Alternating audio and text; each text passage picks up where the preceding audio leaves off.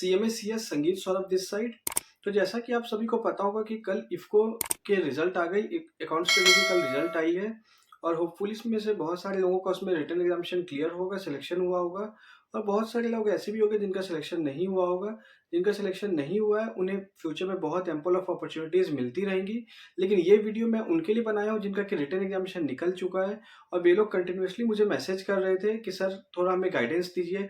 आपका इफ़को में चूँकि पास्ट में आपका सिलेक्शन हो चुका था, तो आप गाइडेंस दीजिए कि आखिर इंटरव्यू में किस तरह से क्वेश्चन पूछे जाते हैं और क्या डूज़ एंड डोंट्स है जो इंटरव्यू में हमें करनी चाहिए, जिससे हमारे इफ़को में सिलेक्शन होने के चांसेस बढ़ जाए। तो फ्रेंड्स, इस वीडियो में मैंने एक पूरा कंप्लीट डिटेल मैंने बताया है कि जो मैंने फेस किया था इंटरव्यू में, जिससे कि आपको भी थोड़ा एक आइडिया लग पाए कि आखिर इफ़को में आखिर सिलेक्शन वगैरह कैसे होती है, इंटरव्यू वगैरह इनकी कैसे ली जाती है।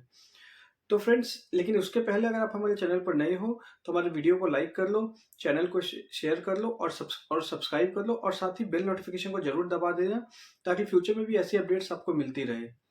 तो चलिए शुरू करते हैं। तो फ्रेंड्स, जहाँ तक इफ़को में इंटरव्यू का सवाल है, उसके पहले मैं एक बहुत ज़रूरी बात मैं आपको बताना चाहूँगा फ्रेंड्स, क्योंकि ये एक ऐसी गलती है जो कि हमारे बीच बहुत सारे फ्रेंड्स कर लेते हैं बिकॉज़ उन्हें नॉलेज नहीं होती, उन्हें पता नहीं होते है कि उन्हें क्या करना है और इस चीज़ को मैंने अपनी आँखों से मैंने देखा है, तो वो एक्सपीरियंस मैं आपसे शेयर करना चाहूँगा। मैंने अपने पास्ट वीडियो में भी जब इफ़को की जब ऑनलाइन एग्ज़ामिनेशन फॉर्म जब अप्लाई करनी थी, तभी मैंने वो सारी बात बताई थी। फिर मैं अभी एक बार बता रहा हूँ कि इफ़को ने अभी आपको बोला है कि जिनका भी रिटन एग्जामिनेशन निकला है, तो वे लोग अपने सारे डॉक्यूमेंट्स टेस्टिमोनियल्स वगैरह को उन्होंने अपलोड करने को बोला है। जैसे कि आपके 10th सर्टिफिकेट हो गई, 10th मार्कशीट हो गई, पासिंग हो गई, 12th हो गई, ग्रेजुएशन हो गई, सीए इंटर हो गई, आर्टिकलशिप हो गई या फिर पोस्ट क्वालिफिकेशन एक्सपीरियंस आपका है तो वो सारे सर्टिफिकेट्स वगैरह हो गए। तो ये सारी चीज़ आपको फ्रेंड्स आपको अपलोड करनी है। तो फ्रेंड्स, लेकिन इसमें एक इम्पॉर्टेंट बात मैं आपको ये बताना चाहूँगा कि फ्रेंड्स, इफ़को में अगर आपका रिटन एग्जामिनेशन निकला है और अगर आप क्वालिफाइड चार्टर्ड अकाउंटेंट हो, क्वालिफाइड कॉस्ट अकाउंटेंट हो या फिर क्वालिफाइड कंपनी सेक्रेटरी अगर हो, तो ये मेरी पर्सनल ऑब्जर्वेशन है और मेरी पर्सनल व्यू है कि आप भूल के भी अपने फाइनल पास आप मत शो करिए इफ़को को। आप मत दिखाइए कि आप फाइनल पास आप सीए हो या सीएमए हो या फिर सीएस हो, क्योंकि अगर आप फाइनल पास अगर दिखाओगे तो फिर इसमें आपके पूरा नेगेटिव हो जाएगा। देखिए, ऑर्गेनाइजेशन की ये पॉलिसी होती है। कुछ ऑर्गेनाइजेशन ऐसी होती है जो कि चाहते हैं कि हाईली क्वालिफाइड लोग जो है वो हमारे ऑर्गेनाइजेशन में आए। तो अगर वे किसी पोस्ट के लिए अगर वे वैकेंसी निकालते हैं और उससे ज़्यादा क्वालिफाइड लोग अगर उन्हें मिल जाते हैं तो उसे वे लोग प्रेफ़रेंस देते हैं। लेकिन कुछ एक ऑर्गेनाइजेशन ऐसी होती है जो कि ज़्यादा क्वालिफाइड लोग को माँगते नहीं हैं। क्योंकि आप एक समझिए कि अभी कुछ दिन पहले मैंने एक वैकेंसी पोस्ट किया था इंडियन ऑयल में असिस्टेंट ऑफिसर फाइनेंस की। उसमें आप देखे होंगे कि उन्होंने क्लियर कट मेंशन कर दिया है कि अगर आप क्वालिफाइड चार्टर्ड अकाउंटेंट हो या फिर क्वालिफाइड कॉस्ट अकाउंटेंट हो, तो फिर आप इस वैकेंसी को आप अप्लाई नहीं कर सकते हो। क्योंकि उसमें उनका सिर्फ़ यही कहना था कि अगर आप सीए इंटर या फिर सीएमए इंटर हो, तो ही आप इस वैकेंसी के लिए आप अप्लाई कर सकते हो। ऐसे ही बहुत सारे ऑर्गेनाइजेशन है जो कि क्लियरली उनका प्रोहिबिशन रहता है कि आप अगर ज़्यादा अगर क्वालिफाइड हो, हाइली क्वालिफाइड हो, तो फिर आप उस पोस्ट के लिए आप अप्लाई मत करो। बट कुछ एक ऑर्गेनाइजेशन ऐसी होती है फ्रेंड्स जो कि रिटेन डॉक्यूमेंटेड तो उनका होता नहीं है कि वे लोग हाईली क्वालिफाइड को वे लोग नहीं लेना चाहते हैं। बट एज़ एक्सपीरियंस के मुताबिक अगर आप जब अपने एक्सपीरियंस अपने अगर एग्ज़ामिनेशन आपने दिया, इंटरव्यू दिया या फिर आप अगर वहाँ आपने अगर काम किया हो, तो आपको एक पता चलता है कि उस ऑर्गेनाइजेशन का क्या पॉलिसी मैटर है। तो फ्रेंड्स, जब हम लोगों ने जब इंटरव्यू दिया था, तो हमारे इंटरव्यू में फ्रेंड्स लगभग 8-9 लोग ऐसे थे जो कि क्वालिफाइड चार्टर्ड अकाउंटेंट या कॉस्ट अकाउंटेंट थे। तो हमारे टाइम में मैंने तो खुद देखा था पर्सनली उसे कि उन सारे लोगों का उन्होंने इंटरव्यू लिया ही नहीं। बिल्कुल वे लोग कंटिन्यूअसली रिक्वेस्ट करते रहे कि एटलीस्ट आप हमारा इंटरव्यू ले लें, सिलेक्शन होना नहीं होना वो एक डिफरेंट इश्यू है, बट आप ले लें। बट उन्होंने बिल्कुल भी इस चीज़ को एंटरटेन नहीं किया। उन्होंने बोला कि सीए इंटर बेसिस पे वैकेंसी थी और सीए इंटर को ही लेना और उन्होंने फाइनली वही काम किया। तो फ्रेंड्स, ऐसा कुछ एक ऑर्गेनाइजेशन, बहुत कम ऑर्गेनाइजेशन एक्चुअली ऐसा करती है, बट वे करती हैं।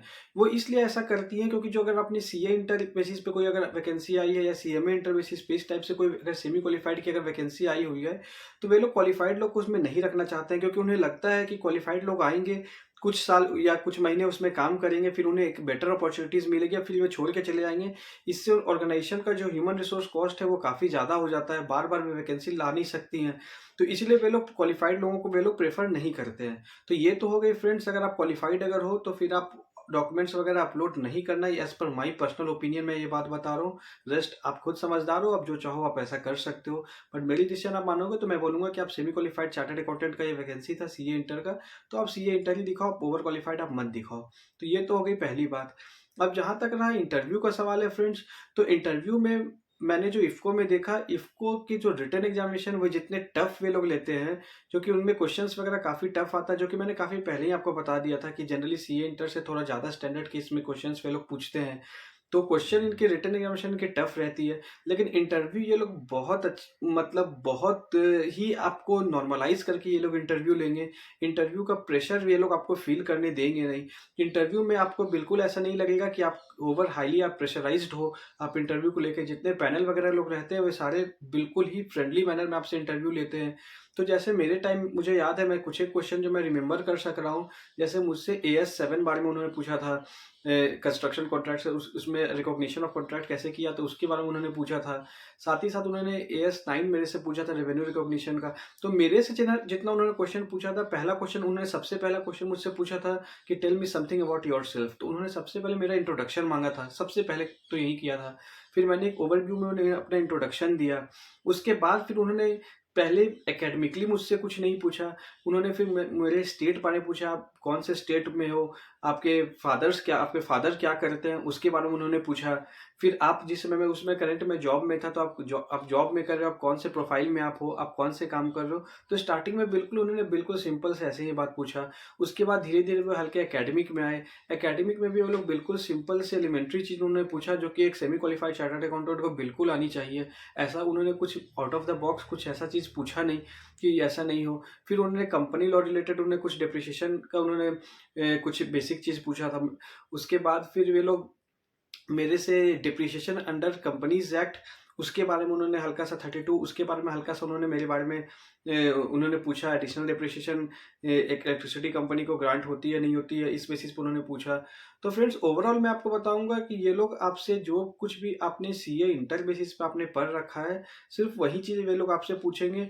और एक आप स्टार्टिंग एक चीज़ होती है, first impression is last impression. तो ज़्यादा चांसेस है कि वो फर्स्ट ऑफ ऑल आपसे वो इंटरव्यू ले, फिर पूछे आपसे, आपके tell me something about yourself. तो उसके लिए सबसे पहले आप थोड़ा मेंटली प्रिपेयर रहे कि आपकी एक बेटर वे में आप इसे कैसे आप प्रेजेंट ऑफ कर सकते हो। दूसरी चीज़ आपसे ऐसी है कि अगर आप सेमी क्वालिफाइड हो तो वेल एंड गुड है। अगर आपने फाइनल का आपने एक ग्रुप भी पास किया हुआ अगर है तो ठीक है। अगर आपने document at the time of filing of application अगर फिल कर दिया था कि आप फाइनल पास हो सीए में, तो फिर आप इसे स्किप कर नहीं सकते हो। लेकिन अगर अभी अपने डॉक्यूमेंट अगर फिल करने की बात है यहाँ पर, और वहाँ पर एक्चुअली वो शो भी नहीं किया था वो कॉलम, तो ऐसे भी आप अदर कॉलम में अगर दिखाए तो अलग बात है, वरना आप दिखा भी नहीं सकते थे। तो अभी आप सिंपली आप अपने सीए इंटर की आप मार्कशीट भेजें, और साथ ही साथ अगर आप वर्किंग एक्सपीरियंस अगर आपके पास है तो वो भी आप बिल्कुल भेज सकते हैं। अगर आप जिस प्रोफाइल में आप शो कर रहे हो कि आपके पास वर्किंग एक्सपीरियंस है, उसका एक लाइट ओवरव्यू लेके रखे, उसके बारे में लोग पूछते हैं। तो फ्रेंड्स ऐसा रहा। और जहाँ तक सिलेक्शन का सवाल है फ्रेंड्स, तो फिर मैंने जैसा आपको पहले भी बताया था कि ये लोग नंबर ऑफ सीट कभी पब्लिश नहीं करते हैं। उन सारे लोगों के बीच में जिनका सिलेक्शन अगर हुआ, तो वे लोग पूरे लिस्ट को वेबसाइट में वो लोग डालते भी नहीं है। तो और ये नंबर ऑफ कैंडिडेट इनके फिक्स भी नहीं रहती है कि जितने लोगों को इन्होंने इंटरव्यू में बुलाया है, उस इंटरव्यू में उन्होंने ये कितने लोगों को फाइनल सिलेक्शन करेंगे, ये भी प्री डिटरमाइंड नहीं होता है।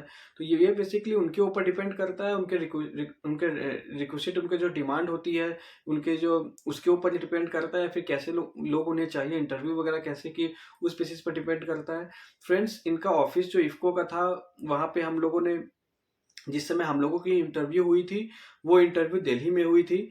तो अभी तो आप लोगों की इंटरव्यू वर्चुअल मोड में हो गई है, इस बार जो निकली है नोटिफिकेशन, बट हमारे टाइम पे वैसा नहीं था। तो हमारे टाइम पे हमारा रेलवे फेयर वगैरह जितना था, वह सारे रेलवे फेयर को उन्होंने रिम्बर्स किया था। साथ ही साथ उनका कैफेटेरिया वगैरह सारा कुछ था, फैसिलिटीज़ काफ़ी अच्छा था, जिसे देख के जितने लोग भी हम लोग वहाँ पे इंटरव्यू देने आए थे, we all were highly impressed कि काफ़ी अच्छा वर्क कल्चर इनका भी काफ़ी अच्छा था। और उसमें प्लेस ऑफ पोस्टिंग का जहाँ तक सवाल है फ्रेंड्स, तो प्लेस ऑफ पोस्टिंग उनकी या तो उनके हेडक्वार्टर में होगी, या फिर उनके डिफरेंट यूनिट्स वगैरह होती है, वहाँ पर उनकी प्लेस ऑफ पोस्टिंग हो सकती है। ओवरऑल वर्क लाइफ बैलेंस इनमें काफ़ी अच्छा रहता है। तो फ्रेंड्स अगर आप एक सेमी क्वालिफाइड चार्टर्ड अकाउंटेंट हो, तो सीए इंटर को ध्यान में रखते हुए काफ़ी अच्छी वैकेंसी होती है।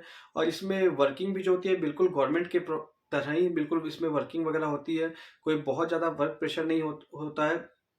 आप अगर चाहो तो सीए फाइनल की स्टडी आप वर्क करते हुए भी आप चाहो तो सीए फाइनल की आप प्रिपरेशन वगैरह आप कैरी ऑन कर सकते हो। तो फ्रेंड्स ये रही मेरी इंटरव्यू की जो मैंने फेस किया था इंटरव्यू को उस बारे में बताया। बाकी इंटरव्यू बिल्कुल एक सब्जेक्टिव मैटर होता है। इंटरव्यू में ये कंप्लीटली एग्जामिनर के ऊपर डिपेंड करता है, इंटरव्यूअर के ऊपर डिपेंड करता है कि वे कौन से क्वेश्चन आपसे पूछते हैं। वो किसी भी प्रकार के क्वेश्चन हो सकती है, बट एक जनरल मैंने जो बताया कि इंटरव्यू में आप जितने भी आपने सीए इंटर और सीए फाउंडेशन में आपने जितने भी बेसिक चीज़ पढ़ रखा है, जैसे इंड एएस के आपके नंबरिंग हो गए और एएस के नंबरिंग हो गए, कंपनी लॉ के आपके रिक्विजिट सेक्शन वगैरह हो गए, इनकम टैक्स हो गई, कॉस्टिंग हो गई एटलीस्ट ये, और ऑडिट, ये सारी चीज़ का जो बेसिक आपने पढ़ रखा है, मेजॉरिटी ऑफ द चीज़ वैसी होगी जो कि आपने एक्चुअली पढ़ रखा, आपको रिकॉल हो जाएगी at the time of interview. ये आपसे कोई बहुत हाई प्रोफाइल आपसे इंटरव्यू बहुत वो पूछा नहीं करता, बिल्कुल एलिमेंट्री चीज़ आपसे एक्सपेक्ट करते हैं कि आपका एज एन अकाउंट्स एग्जीक्यूटिव आपका सिलेक्शन हुआ है, तो आपके पास इतनी बेसिक जानकारी होनी चाहिए कि आप प्रैक्टिकल कोई भी एक जनरल केस जो आपके एम्प्लॉयमेंट में आएगा उससे आप डिस्चार्ज कर पाओ। तो फ्रेंड्स, होपफुली आपकी तैयारी काफ़ी अच्छी चल रही होगी, आप अच्छे से तैयारी करें इफ़ो की, and all the best for the IFFCO interview. Thank you.